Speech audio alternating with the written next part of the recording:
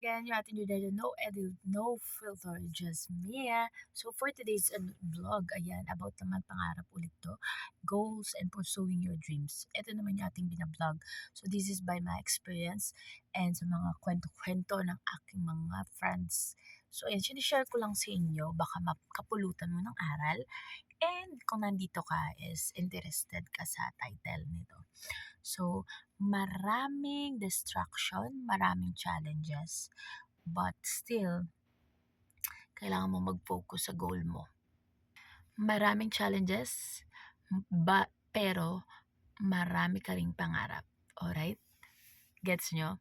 So, maraming challenges na ipapadala sa inyo, distractions, mga bashers, magda-down sa inyo. Pero lagi mong isipin, marami ka ding pangarap. Gusto mong umangat sa buhay para sa iyo, para sa pamilya mo. Kahit maraming nagda-down sa'yo, maraming challenges, yes, napapagod tayo. But lagi niyong isipin, lagi niyong tandaan, babalik-balikan niyo. Gusto mo umangat sa buhay mo, 'di ba? So kailangan mong mag-pursue kahit maraming challenges. Pwede ka magpahinga pero huwag kang mag-stop, okay? Kasi kapag nag-stop ka, wala nang chances, wala na rin yung dreams mo, only dreaming na lang yon. Lagi mo lang isipin na ikaw na lang ang kahuli-huli ang alas ng nanay at tatay mo or nanay mo. So, kailangan mo i-pursue your dreams mo. Dito sa mundong ito, nothing is impossible with God. Comment down below kung nararanasan mo ngayon to, kung marami kang challenges sa life. And guys, basta kasama nyo si God sa dreams nyo, sa journey nyo, lagi nyo tandaan. Walang imposible. Kahit gaano pa kalaki pangarap mo. Kahit ano pa yan. Kahit hirap na ka na at pinupukol ka na ng maraming challenges, huwag kang bibitaw. Kasi ibig sabihin, malapit ka na. Okay? Yun lang yun.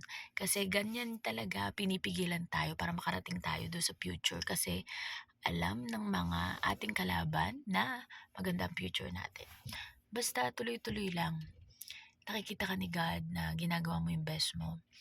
And lagi mong isipin habang inaabot mo ang mapangarap mo kahit may mga challenges, alagaan mo yung sarili mo. Lagi mong isipin na mahalaga ka, you are worth it. Walang kahit sino man na dapat magparamdam sa'yo na hindi ka mahalaga. Na karapat-dapat ka, na deserve mo ang lahat ng bagay sa mundo. Kasi in the right timing,